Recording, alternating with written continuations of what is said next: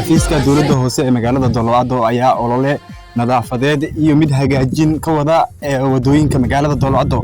Halkani waa wadada weyn ee suuqa qudarta ee laba shil. Halkani oo xafiiska dowladda hoose uu ka bilaabay nadaafad iyo waliba hagaajin wadadani oo ahayd wada BFDC ayaa xafiiska dowladda hoose wuxuu ka sameeyay in uu ka nadiifiyo wasaqda iyo waliba BFDC-ga halkan ka jira. maadaama xilli roobaad lagu jiro tani ayaa qayb ka ah ololaha nadaafadeynta iyo waliba hagaajinta wadooyinka maadaama nadaafad la'aanta ay ka mid tahay waxyaabaha sahla cudurka. Sidoo kale xafiiska dowladda hoose ayaa bulshada ogeysiinaya in ay ka feejignaadaan nadaafad la'aanta xaafadaha iyo waliba meelaha ganacsiga ka jirta iyo qashinka iyo waliba gudaafada iska dheereeyaan.